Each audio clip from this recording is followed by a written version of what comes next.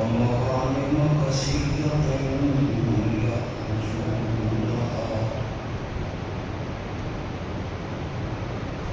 كان الله عزيزا حكيما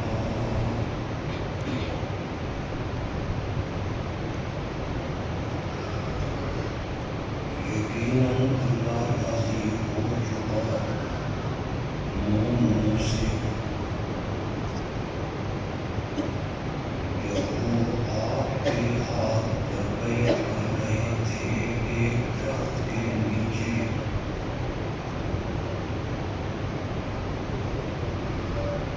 جو اخلاص ان کے دلوں میں تھا اللہ نے اسے جان لیا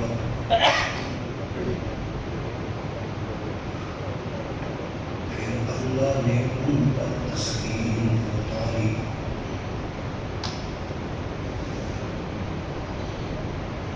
اور اس کے بدلے میں انہیں ایک قریبی فتح عطا کی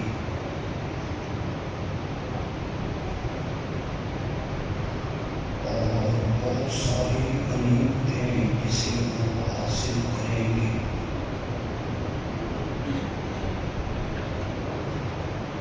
اللہ پر یہ بات کوئی مشکل نہیں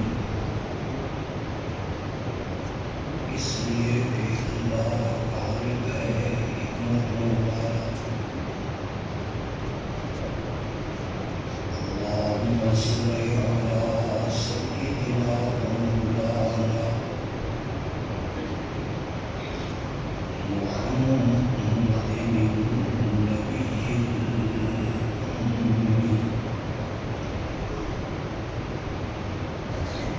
وعلى آله وأصحابه وبارك وسلم ثم صل عليه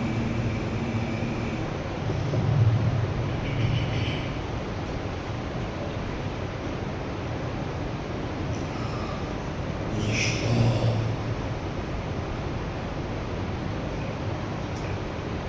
دو خطبات میں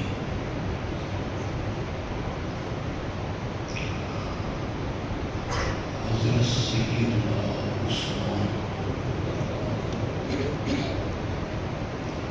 رضی اللہ تعالی عنہ کے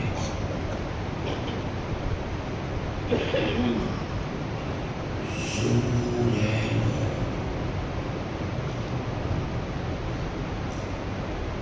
ہونے کی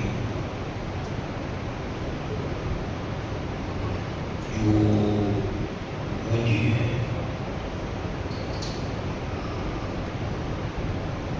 اس کو میں بیان کر رہا ہوں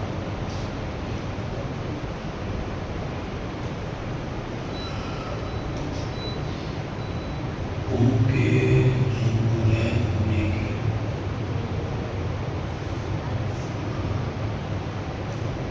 سب سے بڑی وجہ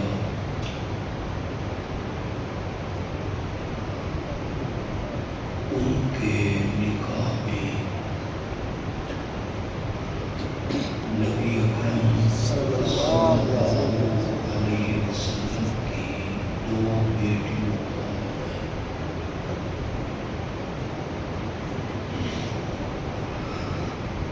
پچھلے جمعے پہ میں نے عرض کیا تھا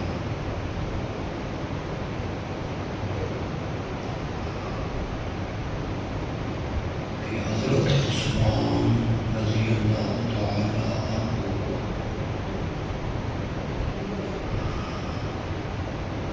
اس لیے بھی ذوالنورین کہتے ہیں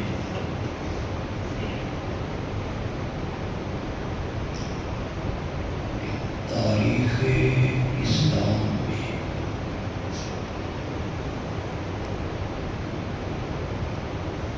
دو بڑے اہم موقع آئے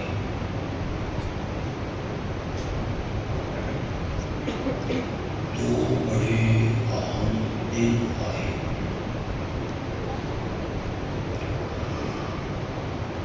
جن میں حضرت عثمان رضی اللہ تعالی عنہ موجود نہیں تھے،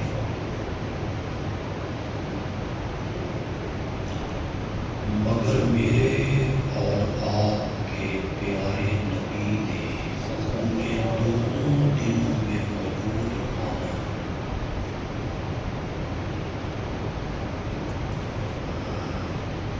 ان میں پہلا دن تھا غزوہ بدر۔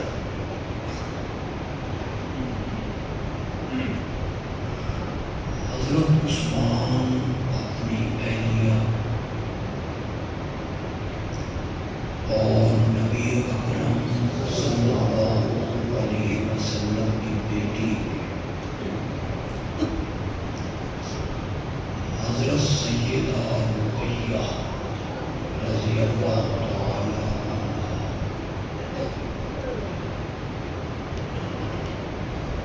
ان کی تیمارداری میں مدینہ رہ گئے۔ میرے آقا نے انہیں بدر کے غازیوں میں شمار بھی کیا اور مال غنیمت میں جتنا حصہ بدر کے مجاہدین کو عطا ہوا اتنا حصہ ہی میرے آقا نے حضرت عثمان کو عطا کیا۔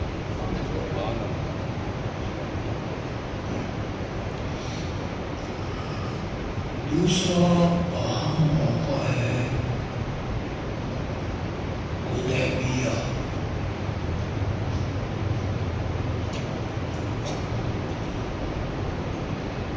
یہ ہجرت فرمانے کے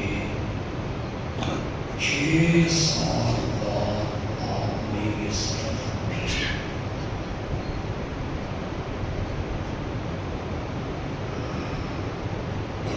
عمرہ کا آپ نے احرام باندھا،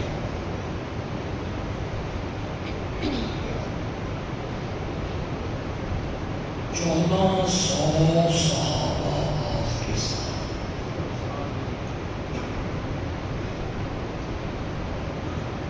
ان سب نے عمرے کے احرام باندھے۔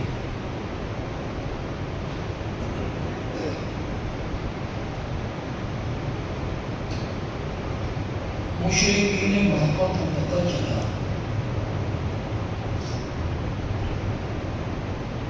انہوں نے 10-12 کلومیٹر مکے سے باہر آپ کو روک دیا۔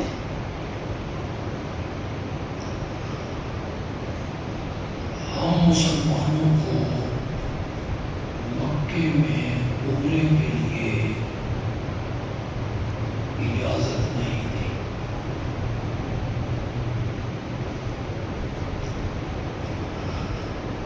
آپ نے اپنا کوئی سفیر مقرر کرنا چاہا، مکے والوں سے جا کے بات کریں کہ ہم جنگ کی غرض سے نہیں آئے، نہ ہم لڑنا چاہتے ہیں، 3 دن کی اجازت دے دو، ہم امن سے عمرہ ادا کرنے کے بعد مدینہ پلٹ گئے۔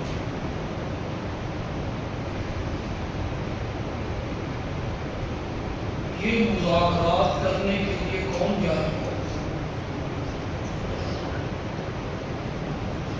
ظاہر بات ہے وہی لوگ تھے جن سے بدر لڑی گئی، ان کے 70 آدمی قتل ہو گئے۔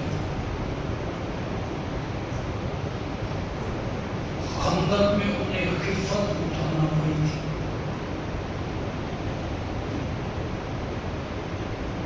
وہ تو مسلمانوں کے خون کے پیاسے،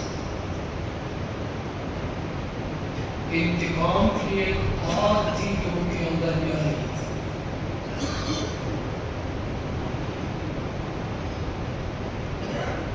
انتخاب ہوا حضرت سیدنا فاروق اعظم رضی اللہ عنہ. وہ جائیں اور مشرکین سے مذاکرات کریں کہ ہم لڑنے نہیں ہیں، ہمیں اجازت. حضرت عمر رضی اللہ تعالیٰ عنہ نے عرض کی آپ کا حکم سر مجھے جانے میں کوئی ہیل و حریت نہیں، لیکن میرے مزاج سے تو آپ واقف ہیں. مشرکین نے کوئی اونچ نیچ کی تو مجھ سے برداشت ہو. حضرت عثمان رضی اللہ تعالیٰ عنہ کا قبیلہ بنو امیہ، وہ اس وقت مکہ کے سردار ہیں. جنگ کی کمان بھی اسی قبیلے کے ہاتھ میں. با اثر آدمی ہے، صاحب ثروت آدمی ہے، مزاج میں بھی نرمی ہے، حیا ہے. انہیں بھی 1400 صحابہ میں انتخاب ہوا حضرت عثمان رضی اللہ عنہ کہ جائیں اور مشرکین مکہ سے مذاکرات کریں. انہیں بھیجا گیا. یہ سنتے پہ اٹھ جاؤ.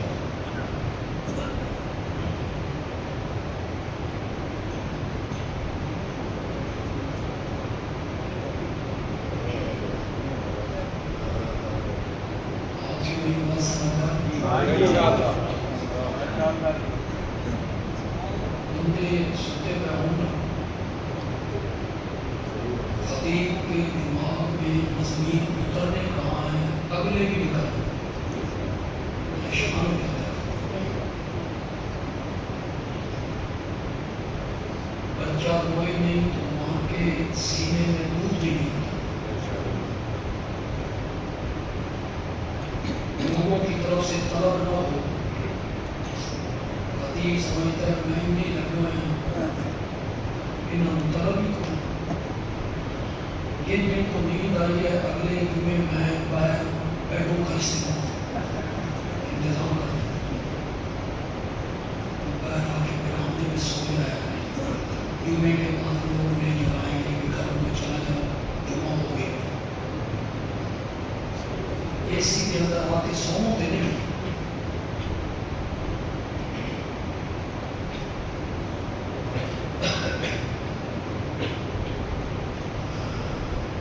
حضرت عثمان کا انتخاب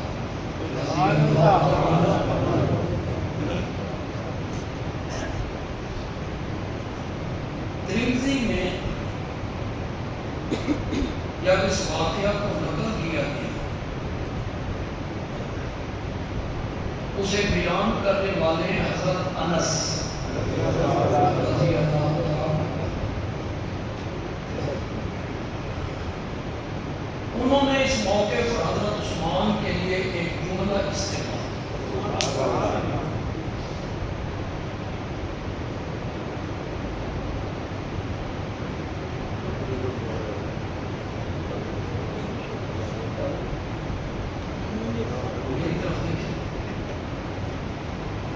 نعرہ تکبیر.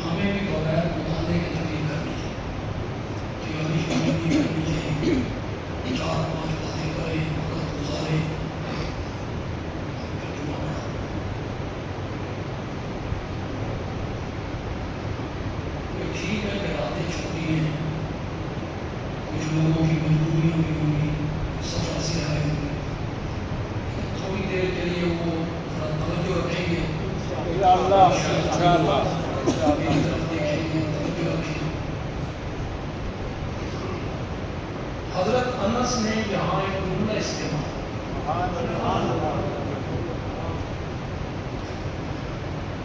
ترجمے کے بغیر آپ سمجھ جائیں، لذت تو عربی میں ان الفاظ میں اس کا بڑا مزہ ہے۔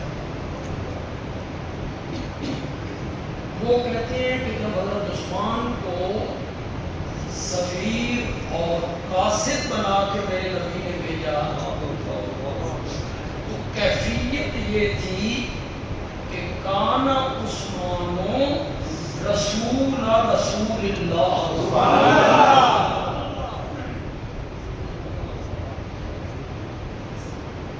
میرے اس جملے پر کچھ لوگوں نے اٹیک کیا کہ اس نے نبوت کی گستاخی کر دی۔ ہمارے ملک میں یہ بڑا عام سا وتیرہ بن گیا ہے، چاہے لوگوں جنہیں عربی گرامر کوئی پتہ نہیں، علم نہیں، چاہے لوگ ہیں، کسی کو گستاخ کہتے ہیں۔ وہ کہہ لگے جی بندیالوی نے حضرت عثمان کو نبی پاک کا رسول کہہ دیا، عثمان نبی پاک کا بھی رسول ہے۔ جاہل لوگوں، یہاں رسول لغوی معنی میں ہے، اصطلاحی معنی میں نہیں ہے۔ اصطلاحی معنی میں رسول کا معنی ہوتا ہے وہ شخص جسے اللہ نے نبی بنا کے بھیجا، اور لغوی معنی رسول کا ہوتا ہے قاصد، ایلچی، بھیجا ہوا۔ جس طرح جبریل نے حضرت مریم سے آ کے کہا تھا انا رسول ربک، میں تیرے رب کا رسول ہوں۔ ان جاہلوں کے ہاتھے بات چڑھ جائے تو یہ کہیں گے اچھا جبریل رب کا بھی رسول ہے۔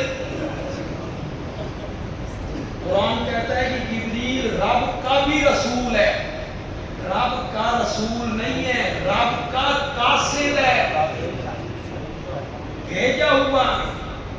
حضرت انس کہنا چاہتے ہیں اللہ کے نبی کو ہماری طرف اللہ نے بھیجا، اور حضرت عثمان کو مشرکین کی طرف اللہ کے نبی نے بھیجا۔ اسیوں چڑھ گئے تھے 15ویں صدی جیلہ دے ہاتھ، اور اللہ بھلا کرے فیس بک کا، ٹک ٹاک کا، وہ چڑھ گئی ہے بے غیرتوں کے ہاتھ، جنہیں نہ شرم ہے، نہ حیا ہے، نہ بڑے چھوٹے کی تمیز ہے۔ وہ بند کمروں میں بیٹھ کر لکھ رہے ہیں، بکواس کر رہے ہیں، ایک دوسروں کی ماں، بہنوں، بیٹیوں کی عزتوں کو اچھال رہے ہیں۔ نہ انہیں شرم ہے، نہ انہیں یہ علم، اتنا بھی انہیں پتہ نہیں کہ مائیں بہنیں ان کی عزتیں جو ہوتی ہیں وہ سانجھی ہونی ہیں۔ آپ کی ماں اور میری ماں، آپ کی بہن اور میری بہن، جس طرح آپ کی ماں بہن قابل احترام ہے، میری بہن بھی اسی طرح قابل احترام ہے۔ دوسروں کی ماں بہن کو بھی اسی طرح عزت دو نا، جس طرح اپنی ماں بہن کی عزت دیتے ہو۔ کیا مذہبی، کیا سیاسی، ایسے بکواس کرتے ہیں فیس بک پہ بیٹھ کر کے امان و الحفیظ، اللہ اپنی پناہ میں رکھے، ان کو اللہ ہدایت دے، ورنہ اللہ انہیں تباہی کے گڑھے میں اتارے۔ اتنی چھوٹی چھوٹی سی بات پہ دوسروں کی ماں، چھوٹی چھوٹی سی بات پہ دوسروں کی بہنوں، دوسروں کی بیٹیوں کو گالیاں نکالتے رہنا، اتنی سی بات ہوتی ہے۔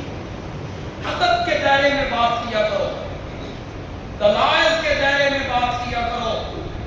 گالی وہ نکالتے ہیں جن کا کھانا دلائل سے خالی ہوتا ہے، وہ گالیاں بکتے ہیں، اور جن کے پاس دلائل ہو انہیں گالیاں نکالنے کے پاس تو دلائل کے رنگ میں اور سنجیدگی کے رنگ میں اختلاف کیجئے نا. کیسے جائل ہے؟ بندیالوی نے کہہ دیا ہے حضرت عثمان اللہ کے نبی کے بھی رسول ہیں. یعنی نبی پاک ہمارے رسول ہیں اور حضرت عثمان وہ نبی پاک کے بھی رسول ہیں. جاہلو یہ معنی نہیں ہے. رسول لغوی معنی میں ہے، لغوی معنی میں ہے. ہر لفظ کا ایک لغوی معنی ہوتا ہے، ایک اصطلاحی معنی ہوتا ہے. کون سمجھایا آپ کو؟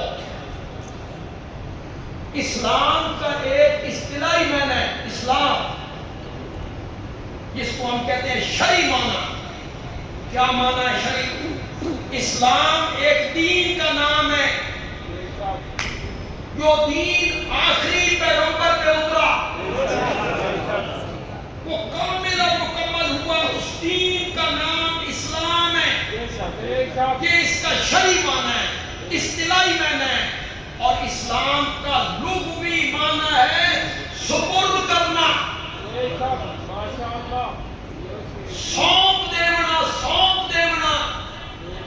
جب بندہ اسلام کے دائرے میں آتا ہے اور کلمہ پڑھتا ہے، وہ اپنا سب کچھ سپرد کر دیتا ہے اللہ کے اور اللہ کے نبی کے. اور وہ یہ اقرار کرتا ہے آج کے بعد میری مرضیاں ختم، میں زندگی اس طرح گزاروں گا جس طرح تو کہے گا، جس طرح تیرا نبی کہے گا. یہ ہے اسلام کا لغوی معنی. اب جاہلوں کو کون سمجھائے کہ ہر لفظ کا ایک اصطلاحی معنی ہوتا ہے، ایک اس کا لغوی معنی ہوتا ہے. اور پتہ چلتا ہوگا کوئی نہیں، بکواس کرتے تلے ہوتے اور جاہل لوگوں. اس کا معنی یہ ہے کہ میرے نبی اللہ کے رسول ہیں، بھیجے ہوئے ہیں، بھیجے ہوئے ہیں. اور حضرت عثمان بھیجے ہوئے ہیں محمد عربی کے. کہ جاؤ اور جا کے مکے والوں سے بات کرو، ہم لڑنے نہیں آئے. حضرت عثمان وہاں پہنچے. فریقین کی کتابوں نے لکھا، فروکافی نے لکھا، ہماری کتابوں نے لکھا. دونوں مسلک اور مذہب کے کتابوں نے یہ بات کو لکھا ہے جو میں آپ کو بیان کرنے لگا. 6 سال کے بعد صحابہ مکے آ رہے ہیں. کتنے سال؟ 6 سال کے بعد. اور یہ ان کا وطن ہے. وطن سے تو آدمی کو محبت ہوتی ہے. تم نہیں دیکھتے ہو کتنے ہندو اور سکھ پاکستان آتے ہیں، پھر وہ اگر کوئی مشہور لوگ ہوتے ہیں تو وہ کہتے ہیں سن ساڈے آبائی شہر لے جاؤ، یا اسی خوشاب دے ساں، اسی ہلالی دے ساں، اسا نور پور دے ساں. پھر وہ اس گھر میں آتے ہیں، وہ گلی میں آتے ہیں، یہاں ان کے باپ دادا رہتے تھے، حالانکہ وہ ہندوستان چلے گئے. تو وطن کی تو گلیوں سے، گھروں سے، گھر کی دیواروں سے بندوں کو پیار ہوتا ہے. یہ 6 سال پہلے مکہ چھوڑ کے نکلے ہیں، 6 سالوں کے بعد آ رہے ہیں. احرام باندھا ہوا ہے، اور بندہ احرام باندھا ہوا ہو تو بندہ جدے پہنچ جائے اور جدے جا کے رکاوٹ ہو جائے. ذرا تصور تو کرو کیا بیتے گی، کتنا دکھ ہوگا، کتنا افسوس ہوگا. پاکستان سے چلے، جدی آ کے رک گئے. یہ 12 کلومیٹر کے فاصلے پہ رکے ہوئے ہیں. صرف 10-12 کلومیٹر کا فاصلہ رہ گیا ہے مکے میں اور ان کے درمیان. احرام باندھے ہوئے ہیں. ہر بندہ چاہتا ہے نا اڑ کے پہنچے. جب حضرت عثمان جا رہے ہیں نا تو صحابہ نے آپس میں بات چیت کی. طوبیٰ لعثمان، عثمان بڑا خوش قسمت آدمی ہے.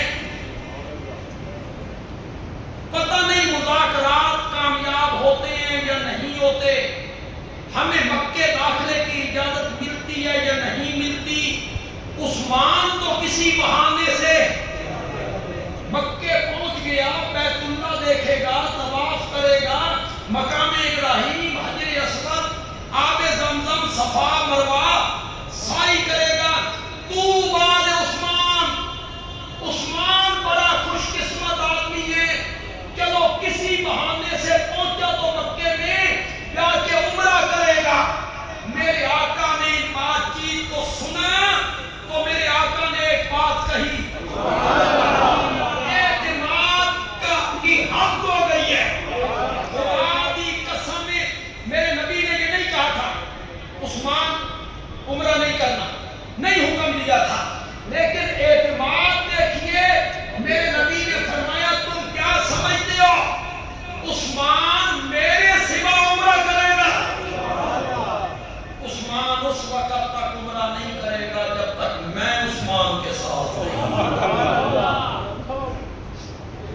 اب ادھر ذرا کیفیت دیکھو، مذاکرات ناکام ہو گئے، مشرکین نے کام نہیں آنے دیا۔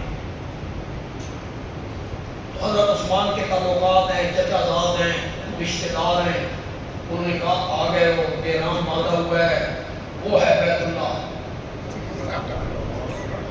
ہم تمہیں اجازت دیتے ہیں بیت اللہ کا طواف کرو، عمرہ ادا کرو، بال کٹواؤ، احرام کھول دو۔ یہاں حضرت عثمان نے بھی ایک جملہ کہا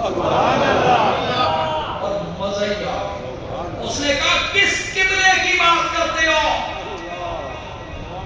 کہ میں اس کا طواف کروں اور عمرہ ادا کروں؟ میرا قبلہ نما، وہ تو 10-12 کلومیٹر پہ بیٹھا ہوا ہے جس کو محمد عربی کہتے ہیں۔ میں اس وقت تک طواف نہیں کروں گا جب تک میرا محمد میرے ساتھ نہیں۔ جب ساقی نہیں ہے تو پھر کس نے کیا کرنا ہے؟ پھولوں کو، ابر کو، گلستان کو، چمن کو کیا کرنا ہے جب ساقی نہیں ہے؟ کوئی خطیب شاید یہ جملہ نہ کہے، بیان کرتے ہیں یہ واقعہ سارے خطیب، لیکن یہ جملہ شاید کوئی خطیب نہ کہے تو بندیانوی کہنے لگا ہے۔ ہم نے صحابہ کو دیکھا ہے جنہوں نے میرے آقا کی عزت و ناموس پر اپنا مال قربان کر دیا، جان قربان کر دی، اولاد قربان کر دی، دین پر، میرے نبی کی عزت پر، میرے نبی کے ناموس پر سب کچھ نچھاور کر دیا تھا۔ اپنی ماں کو چھوڑا اور سعد نے یہ کہہ کے چھوڑا، ماں تجھ میں کتنی روئیں ہیں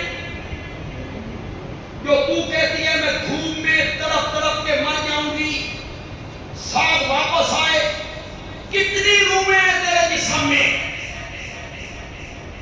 ایک نا، اگر تیرے جسم میں 100 روئیں ہوتی اور دھوپ میں تڑپ تڑپ کر ایک ایک روح تیرے جسم سے نکل جاتی، تیرا بیٹا سعد یہ برداشت کر سکتا تھا؟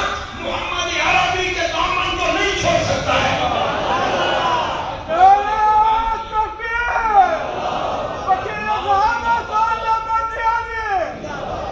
تاریخ بھری پڑی، حضرت ابوبکر نے سارا گھر قربان کر دیا، بیٹیاں قربان کر دی، بیٹیوں کے چہرے پہ تھپڑ مارے، اس نے برداشت کی، اولاد قربان کی، برداشت کی۔ صحابہ نے میرے نبی کی ناموس پر، عزت پر، محبت میں دنیا کی ہر چیز قربان کی ہے، جان بھی، مال بھی، اولاد بھی، والدین بھی، وطن بھی، گھر بار بھی، زمینیں بھی، کاروبار بھی، لیکن اس کائنات میں صرف سیدنا عثمان ہے جس نے میرے نبی کی محبت میں مست ہو کر رب کی عبادت کو بھی قربان کر دیا تھا۔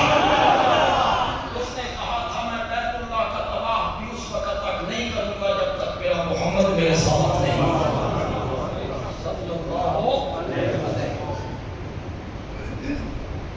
مشرکین نے حضرت عثمان کو گرفتار کر اور یہ افواہ پھیلائی عثمان شہید ہو گئے، قد قتل عثمان کو قتل کر دیا گیا ہے۔ میرا نبی جو عمرے کا احرام باندھے ہوئے، کوئی لڑائی کا پروگرام نہیں ہے، جب یہ خبر میرے نبی تک پہنچی کہ میرے قاصد اور میرے سفیر کو قتل کر دیا گیا ہے، تو میرے آقا خیمے سے باہر نکلے، ایک درخت کے نیچے آئے، درخت کے تنے سے ٹیک لگایا اور صحابہ کو آواز لگائی، آؤ میرے ہاتھ پر بیعت کرو، جب تک عثمان کے خون کا بدلہ نہیں لیں گے مدینے میں واپس نہیں جائیں گے۔ 1400 صحابہ نے میرے نبی کے ہاتھ پر بیعت کی۔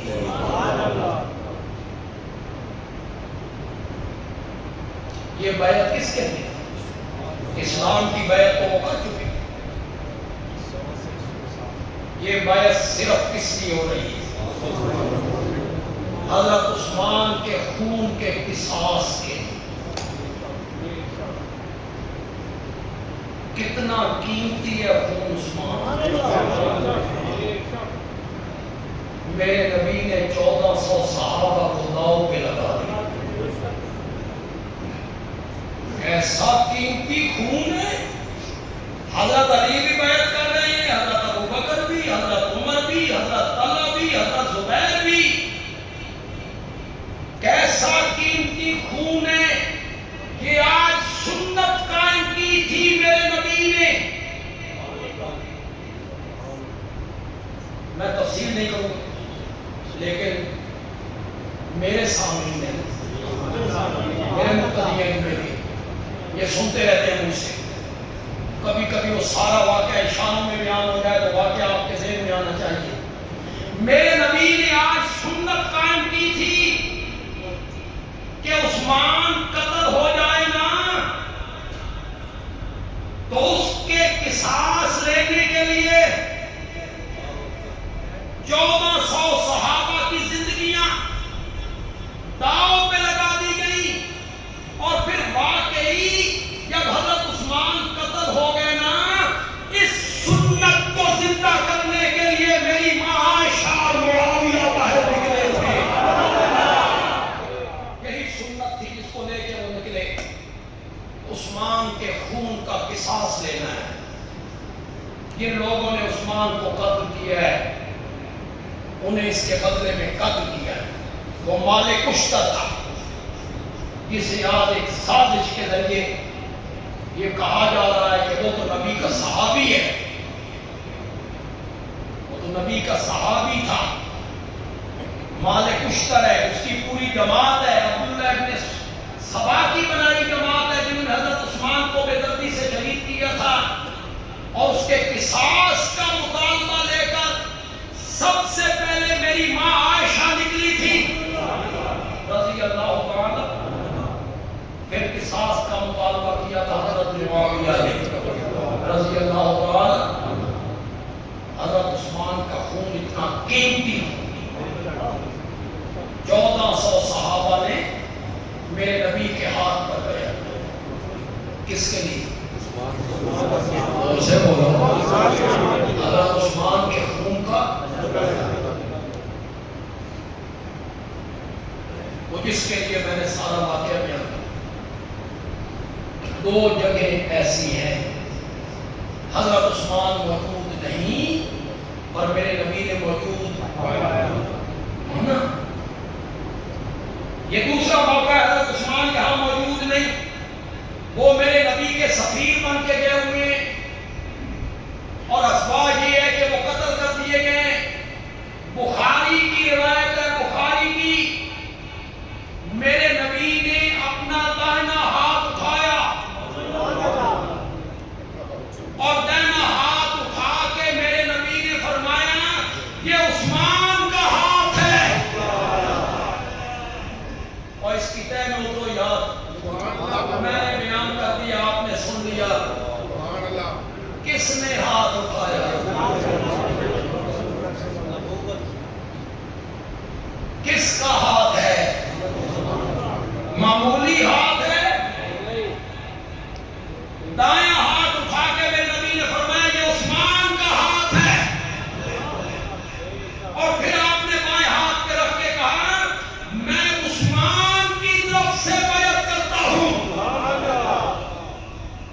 بیعت عثمان کی طرف سے ہو رہی ہے، ہاتھ کس کا ہے؟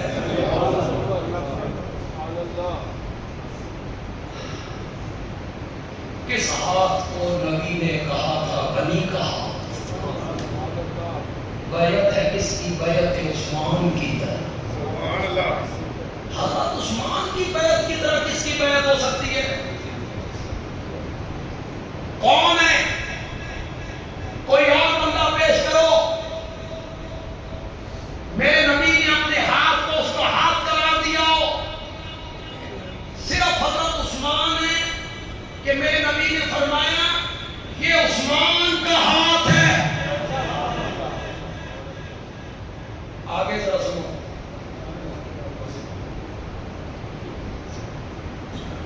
یہ میرے نبی نے کہا اپنے دائیں ہاتھ کو عثمان کا ہاتھ قرار دیا، فرمایا یہ عثمان کا ہاتھ ہے۔ پھر ادھر سے جبریل آیا، ادھر سے جبریل آیا، اس نے قرآن کی آیت اتاری، ان الذین یبایعونک انما یبایعون اللہ، جن لوگوں نے آپ کے ہاتھ پر بیعت کی ہے انہوں نے تیرے ہاتھ پہ نہیں رب کے ہاتھ پر بیعت کی ہے۔ ان الذین یبایعونک، ان الذین یبایعونک انما یبایعون اللہ۔ اگلے لفظوں کا معنی کرو، کرو میرے مقتدیوں، ید اللہ ہے، ید اللہ ہے، اللہ کا ہاتھ، فوق ایدیہم، ان 1400 صحابہ کے ہاتھوں کے اوپر تھا، ان 1400 صحابہ کے ہاتھوں کے اوپر تھا۔ بندے عالمی کہتا ہے عثمان کے ہاتھ کو میرے نبی نے اپنا ہاتھ قرار دیا، یہ عثمان کا ہاتھ ہے، اور رب نے کہا جنہوں نے تیرے ہاتھ پر بیعت کی تھی انہوں نے رب کے ہاتھ پر بیعت کی تھی۔ میرے نبی کے ہاتھ کو رب نے اپنا ہاتھ قرار دیا، تو پھر عثمان کا ہاتھ کس کا ہاتھ بنا؟ ان الذین یبایعونک، یہ 1400 صحابہ ہیں، 1400، یا یہ خدا کے لیے سورت فتح پڑھیے 26واں پارہ، وہاں سورت فتح ہے، پڑھیے۔ تاریخ کے پیچھے بھاگتے ہو، موضوع روایتوں کے پیچھے بھاگتے ہو۔ خدا عالم نے یوں لکھا ہے، پٹاریاں کھول کے بیٹھتے ہو، کہتے ہیں ملا علی قاری قرآن کے مقابلے میں، میرے نبی کے فرمان کے مقابلے میں، ملا علی قاری ہو، علامہ طبرانی ہو، صاحب ہدایہ ہو، تبری والا ہو، البدایہ والنہایہ والا ہو، جو تاریخ اور جس عالم کا قول قرآن و حدیث سے ٹکرائے گا،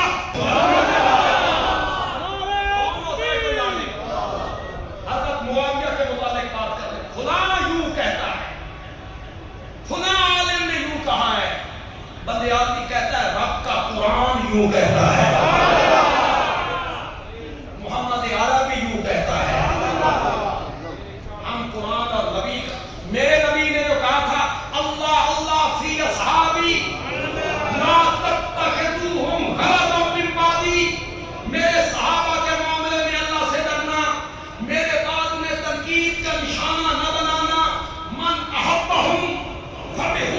احبہم، جو ان سے محبت کرتا ہے وہ میری محبت کی وجہ سے محبت کرتا ہے۔ ومن ابغضہم، اللہ نے مجھے چنا، پھر اللہ نے مجھے چن چن کے یاد دیے۔ میرے صحابہ ستاروں کی مانند ہیں، میرا صحابی خموش گو خرچ کرے اور بعد میں آنے والا اور پہاڑ کے برابر سونا خرچ کرے۔ تم ملا علی قاری اور فلاں نے یوں لکھا، تنقید کرنا جانتے ہو، صحابہ پہ صرف تنقید کرنا جانتے ہو اور سہارے لیتے ہو فلاں عالم فلاں عالم فلاں عالم، ان کے سہارے لے کر تنقید کرتے ہو۔ سنو، مولانا حسین احمد مدنی رحمت اللہ علیہ نے لکھا کہ اگر صحیح حدیث ملا علی قاری نہیں، موضوع حدیث نہیں، اگر صحیح حدیث اس میں بھی کسی صحابی کی تنقید ہوتی ہو، اس حدیث کی تعبیر کرو، ایسا معنی کرو قرآن کے مطابق ہو جائے، اور اگر تعبیر نہیں ہو سکتی حدیث کو چھوڑ دو، قرآن کو سینے سے لگا دو۔ صحیح حدیث کے متعلق لکھا ہے مولانا مدنی نے رحمت اللہ علیہ۔ تم علماء کے قول لیے پھرتے ہو، کوئی 10ویں صدی کا، کوئی 9ویں صدی کا، کوئی 8ویں صدی کا۔ عمر ابن عبدالعزیز معمولی آدمی ہے، معمولی آدمی ہے، دھرتی کو عدد سے کر دیا تھا۔ ہمارے حکمرانوں کی طرح تھا، عید کے دن گھر آئے تھے تو دروازہ کھٹکھٹایا اور بیٹیوں نے کھولا، بیٹیوں نے منہ پہ کپڑا رکھا، اہلیہ سے پوچھا میری بیٹیوں نے مجھے دیکھ کر منہ پہ کپڑا کیوں رکھا ہے؟ اہلیہ نے بتایا گھر کے لیے گھر میں کھانے کا کچھ نہیں تھا، آج بیٹیوں نے پیاز سے روٹی کھانی ہے۔ وہ چاہتی تھی کہ پیاز کی بو بابا تک نہ پہنچے، بابا کو پتہ نہ چلا، عدد سے بھر دیا دھرتی کو۔ عمر ابن عبدالعزیز، حضرت عبداللہ ابن مبارک کون ہے؟ امام ابو حنیفہ کے شاگرد، معمولی آدمی، امت کا بڑا محدث فقیہ، حضرت عبداللہ ابن مبارک امام ابو حنیفہ کا شاگرد ہے۔ ملا علی قاری رحمت اللہ علیہ کے حوالے پیش کرتے کہتے ہو، عبداللہ ابن مبارک سے پوچھا، سنو، پوچھا گیا حضرت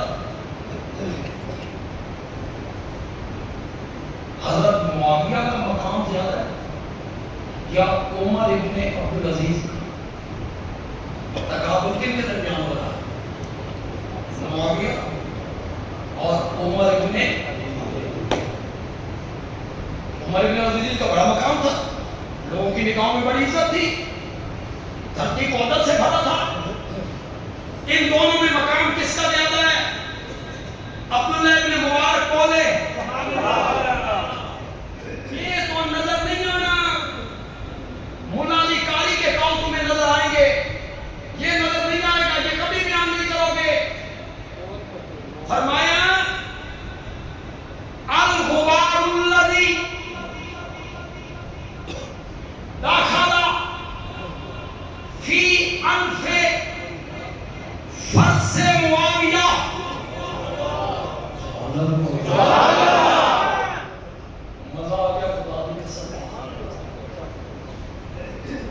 حضرت معاویہ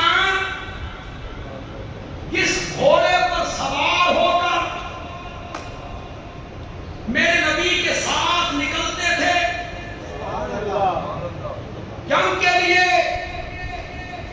اور مٹی گھوڑے کے قدموں سے نکلتی تھی، اڑتی تھی، غبار الغبار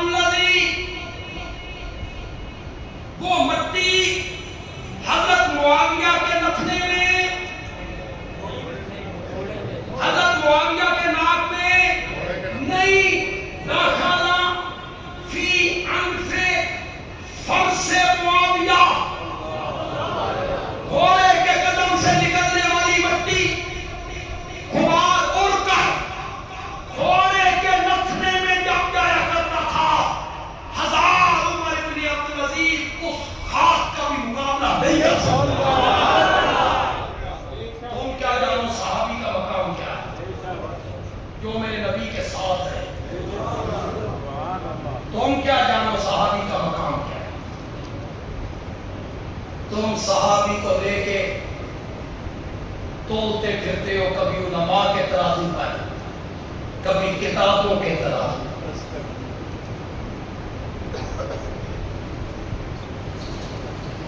یہ صرافہ بازار میں ایک بندہ جائے اور صراف کو کہے میں نے سونا لینا ہے، زیور بنا، لیکن میری ایک شرط، صراف کہتا ہے بولو۔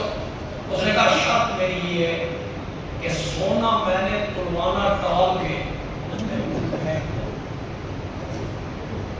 تلوانا کس پہ؟ ٹال پہ۔ صراف کیا کہے؟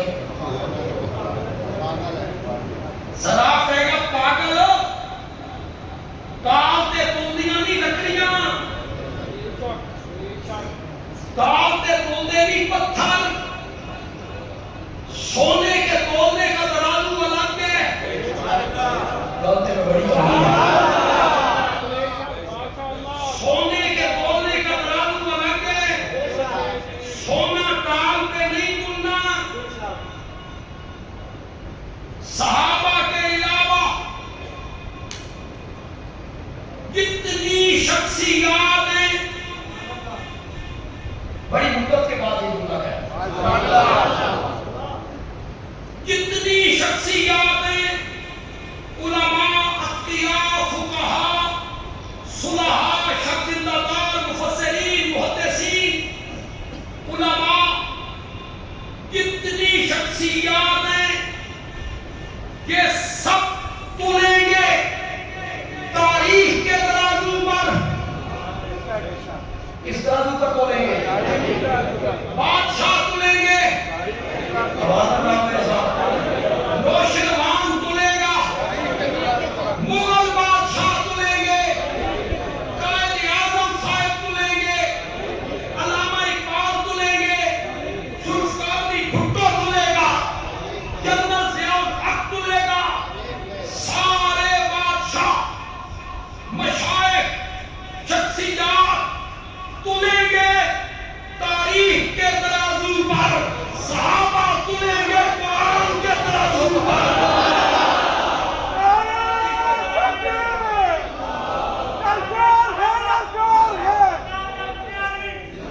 صحابہ تاریخ کے ترازو پر نہیں تلیں، صحابہ کے تولنے کے لیے ترازو کیا ہے؟ بولو بولو بولو، اس ترازو پہ تلیں۔ صراف کہتا ہے ٹال تے تلدیاں نہیں لکڑیاں، سونے کے تولنے کا ترازو اور ہے، وہ اور ترازو ہے جس پہ سونا تلتا ہے۔ ساری شخصیات تلے گی تاریخ کے ترازو پر، صحابہ سونے کی طرح کھڑے ہیں، انہیں تولنے کا وقت آئے گا تو وہ تلیں گے قرآن کے ترازو پر۔ قرآن کہتا ہے ان الذین یبایعونک انما یبایعون اللہ، جن لوگوں نے درخت کے نیچے بیٹھ کر 1400 صحابہ نے، جن میں حضرت ابوبکر، کہو بے شک، آئے اور کرے کوئی انکار کہ حضرت ابوبکر ان میں نہیں تھے، کرے انکار، حضرت عمر، حضرت عثمان، حضرت علی، حضرت طلحہ، حضرت زبیر، مغیرہ بن شعبہ، مغیرہ بن شعبہ، یہ 1400 صحابہ میں شامل ہیں۔ قرآن کہتا ہے جن لوگوں نے آپ کے ہاتھ پر درخت کے نیچے بیعت کی تھی، انہوں نے تیرے ہاتھ پہ نہیں میرے ہاتھ پر بیعت کی تھی۔ انما یبایعون اللہ، ید اللہ ہے۔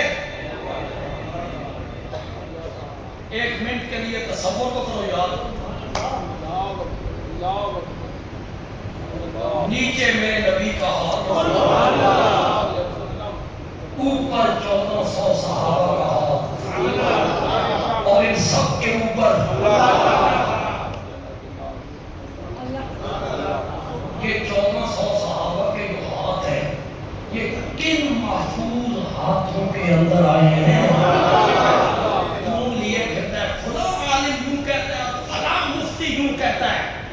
فلاں فقیر یوں کہتا ہے، اور یہاں ہاتھ نیچے،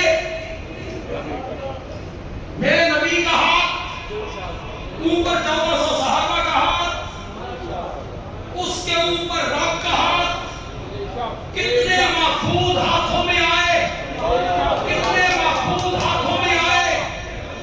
آخری لفظ کہنے لگا ہوں، رش، ہجوم، جمع غفیر، بھیڑ، دھکم پھیر، ایسی جگہ پہ آپ پھنس جائیں اور بچہ ساتھ ہو، 8 سال کا بچہ ساتھ ہو، ہجوم ہے، دھکم پھیر ہے، آپ کے ذہن میں آیا بچہ گم ہو جائے گا، رستہ بھٹک جائے گا، گم ہو جائے گا۔ آپ نے بچے کا ہاتھ اپنے ہاتھ میں لیا،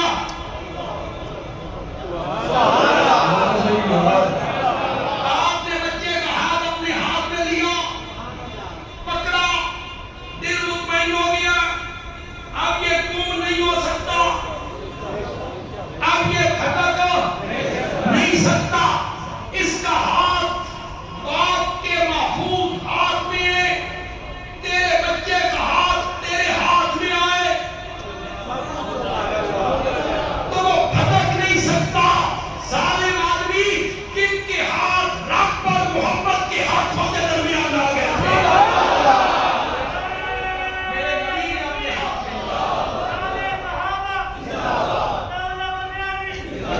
تم صحابہ کو کیا جانے، صحابہ پہ تنقید کرنے والے کیا جانے صحابہ کون ہیں؟ صحابہ وہ ہیں جو میرے نبی سے مسافر کیا کرتے ہیں۔ تم گالیاں دیکھنے کو ترس گئے ہو، تم مدینے کی گلیاں دیکھنے کو ترس گئے ہو، تم ریاض الجنت دیکھنے کو ترستے ہو، اور تنقید ان پر کرتے ہو جو میرے نبی سے مسافر کرتے تھے، میرے نبی کو گلے ملا کرتے تھے، سواری پر میرے نبی کے پیچھے بیٹھا کرتے تھے۔ اگلی بات سنو، ایک دسترخوان پہ بیٹھ کر میرے نبی کے ساتھ مل کر کھانا کھایا کرتے تھے۔ اگر آدمی تو ان پہ تنقید کرتا پھرتا ہے، اس مضمون کا کچھ طرح ہے جو میرا وقت تم پہ قریب ہے۔ درس انشاءاللہ آج ہوگا، کچھ میں نہیں ہو سکا، آج مغرب کے بعد یہیں معاویہ مسجد میں مغرب کے بعد عشاء